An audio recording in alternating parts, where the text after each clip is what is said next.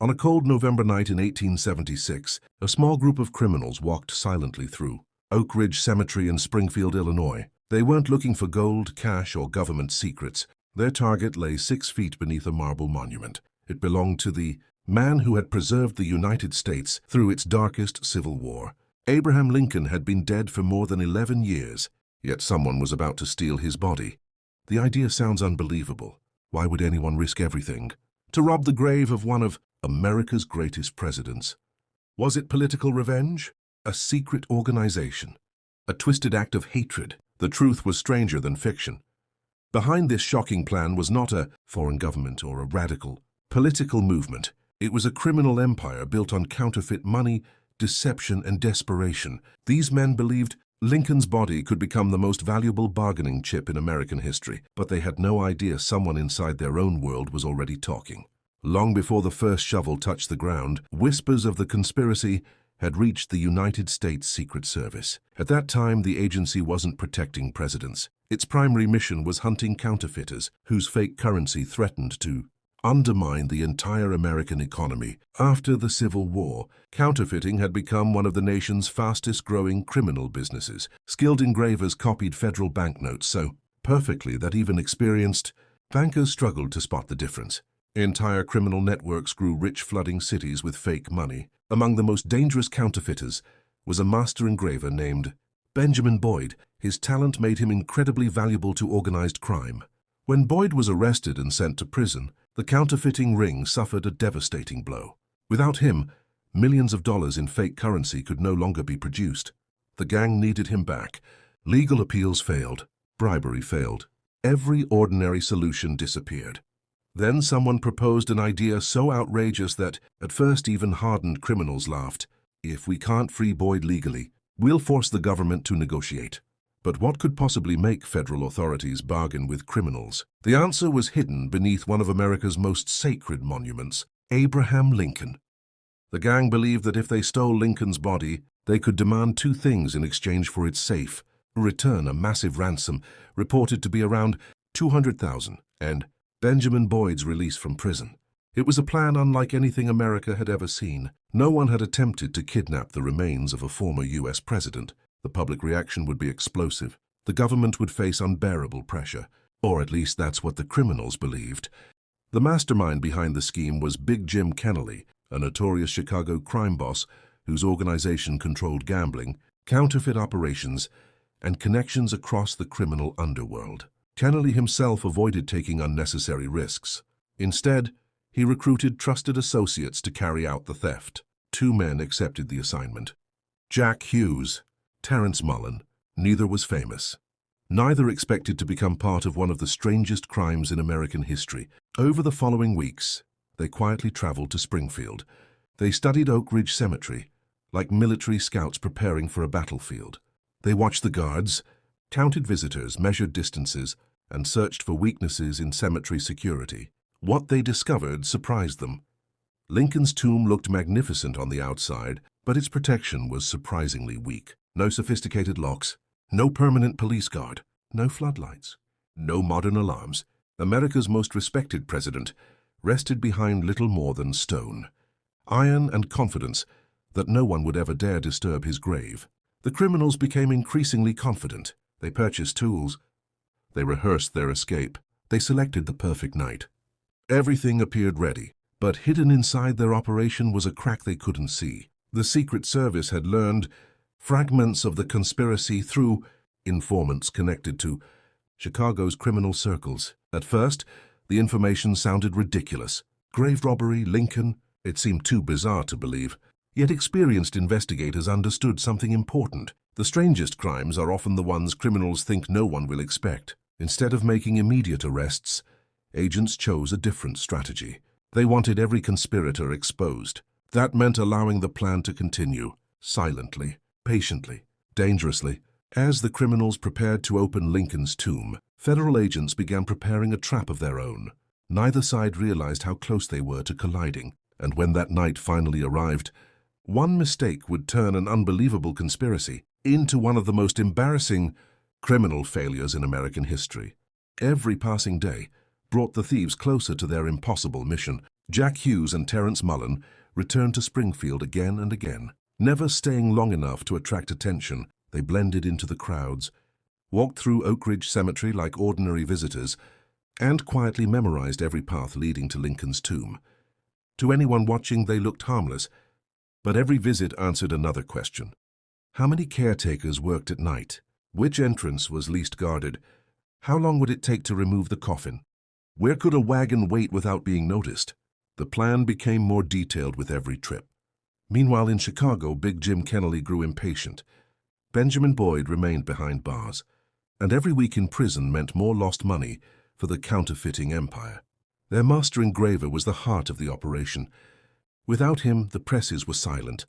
Buyers disappeared, and rival gangs sensed weakness. Kennelly wanted results. He ordered his men to stop planning and start acting. But there was a problem they never considered. Someone inside the criminal underworld had already switched sides. His name was Louis Sweigels. Sweigels wasn't a famous detective or a government official. He was an informant working with the United States Secret Service, quietly moving through Chicago's counterfeit circles. Criminals trusted him because they believed he was one of them. They had no idea he was reporting everything. Every conversation, every meeting, every change in the plan, every careless boast. The Secret Service suddenly possessed something priceless, an inside view of a crime before it happened. Yet the agents faced a difficult decision. Should they arrest the gang immediately? Or should they let the conspiracy unfold to expose everyone involved? The choice carried enormous risk. If they acted too soon, the gang leaders might escape forever. If they waited too long, Abraham Lincoln's coffin could actually disappear. The pressure inside the Secret Service was intense. Remember, this was not the agency Americans know today. Its agents weren't assigned to protect presidents. They were experts in chasing counterfeiters, infiltrating criminal organizations, and following money across state lines. Now they found themselves protecting the grave of the nation's most beloved president. It was a mission unlike any they had ever faced. As November approached, Hughes and Mullen made their final preparations. Heavy crowbars, ropes, a horse and wagon, dark clothing, a carefully planned escape route out of Springfield. Everything depended on speed.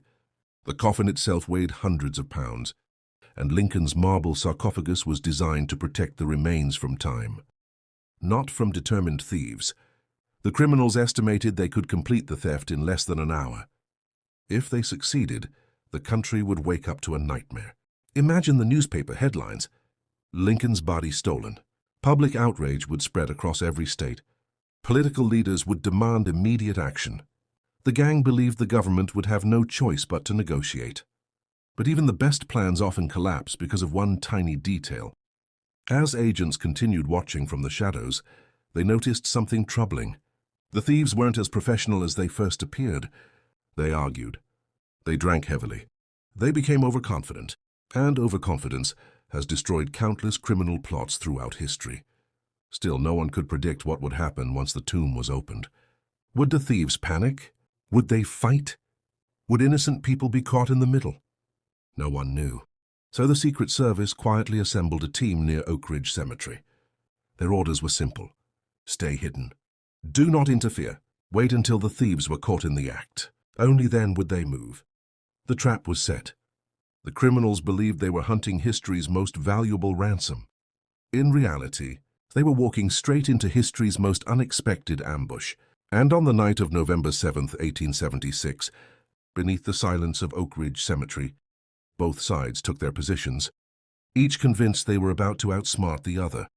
Neither side realized that within the next few minutes, one small mistake would change everything. The air was freezing. A thick silence covered Oak Ridge Cemetery as darkness swallowed the marble monuments one by one. The only sounds were the distant rustling of leaves and the slow footsteps of two men carrying heavy tools toward the most famous tomb in America. Jack Hughes looked around one last time. Nothing. No guards. No movement. No sign that anyone was watching. Hidden only a short distance away, however, Secret Service agents stood perfectly still behind trees and monuments, barely daring to breathe. They had waited for this moment for weeks. The trap was finally about to close.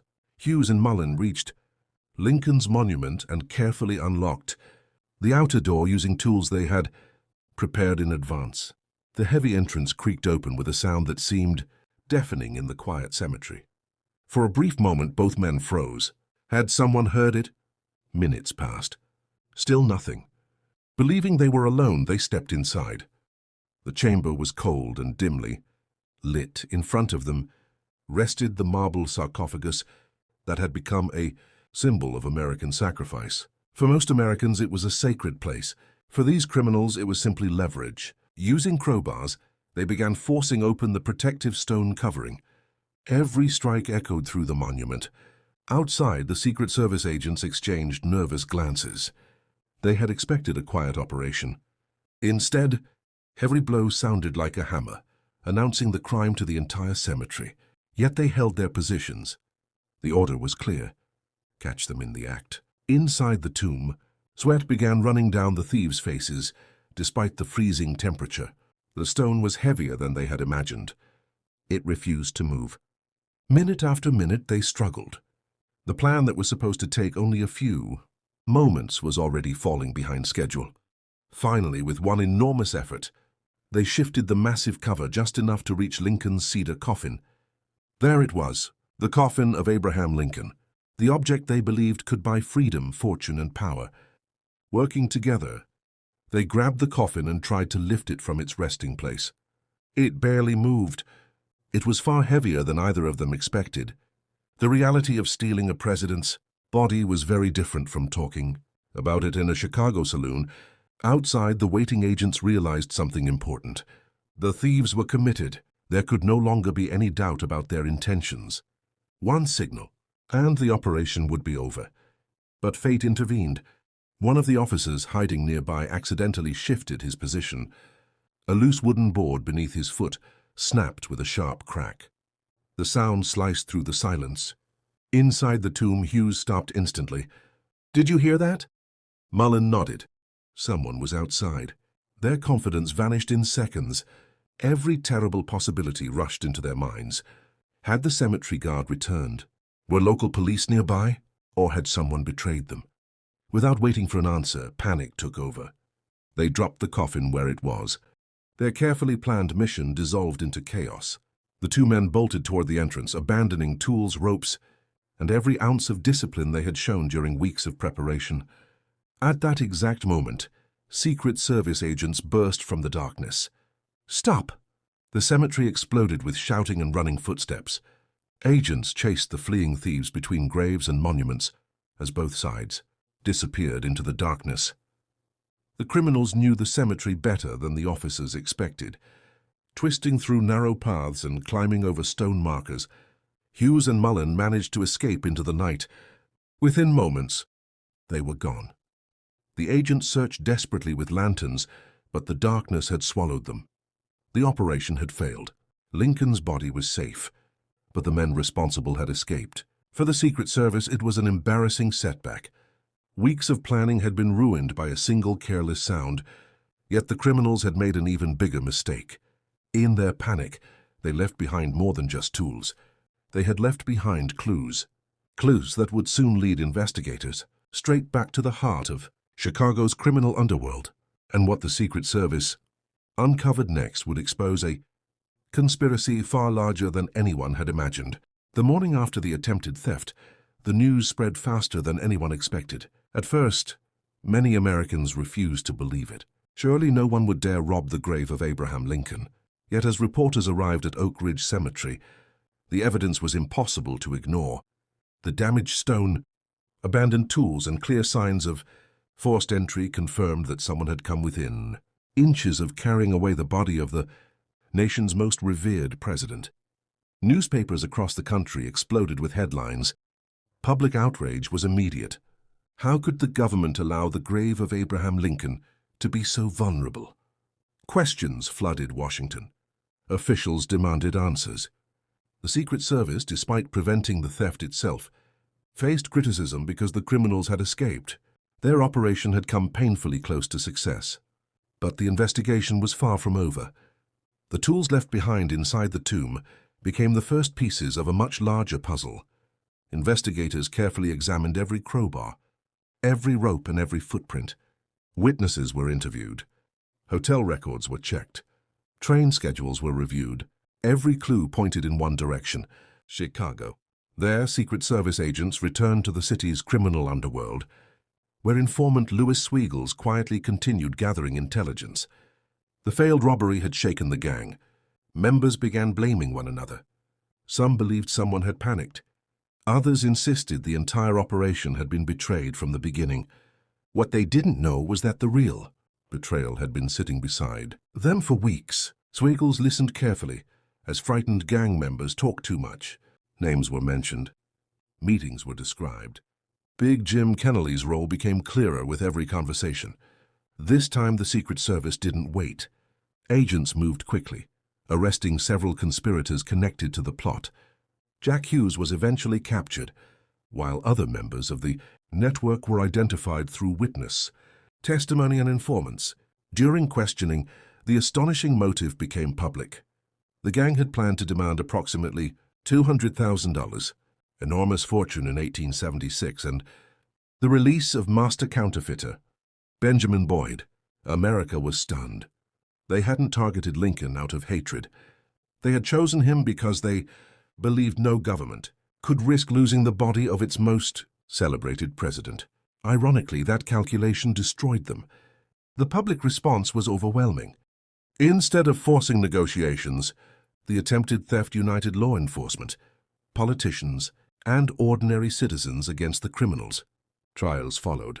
Some conspirators received prison sentences, while others saw their criminal organizations collapse under growing federal pressure.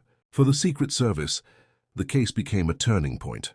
It demonstrated the value of undercover informants and long-term infiltration, methods that would become central to future federal investigations. But one disturbing question still remained. If two ordinary criminals had come so close to stealing Abraham Lincoln's body, could someone else try again? The answer terrified Lincoln's family and those responsible for protecting his remains, and within months, a decision would be made that almost no member of the public knew about. Lincoln's coffin would quietly disappear. Once again, not into the hands of criminals, but into a hiding place so secret that even many officials were never told where America's 16th president truly rested. The story was not over. In many ways, it was only becoming stranger. The failed robbery changed everything. Although the conspirators had been arrested and the immediate danger had passed, those responsible for Lincoln's tomb no longer believed the grave was safe. The attempted theft had exposed a painful truth. America's greatest president had become a target. If one gang had tried once, another might try again. So away from the public eye, a remarkable decision was made. Without any public announcement, Lincoln's coffin was quietly removed from its original resting place. Only a handful of trusted caretakers knew where it had been taken. There were no newspaper headlines, no public ceremony, and no official celebration. The nation's most famous body simply disappeared. Over the following years, Lincoln's remains were moved several times inside the monument. Each relocation was carried out in complete secrecy to confuse anyone who might attempt another robbery. Even some government officials didn't know the exact location. The fear of another theft had become very real. One man, however, refused to leave anything to chance. John Carroll Power, the caretaker of Lincoln's tomb, dedicated years of his life to protecting the president's remains. He personally supervised the secret movements of the coffin and guarded information about its location with extraordinary care. He believed that as long as people knew where Lincoln rested, someone would eventually come looking again. Years passed. America changed. The Civil War became history. New presidents came and went. But beneath the Lincoln tomb, the mystery continued. Finally, in 1901, officials decided enough was enough. To make any future theft virtually impossible, Lincoln's coffin was placed inside a steel cage and permanently sealed beneath, nearly 10 feet of concrete. The decision was witnessed by a small group of trusted officials, ensuring that the remains were exactly where history said they should be. Only then did they believe Abraham Lincoln could finally rest in peace.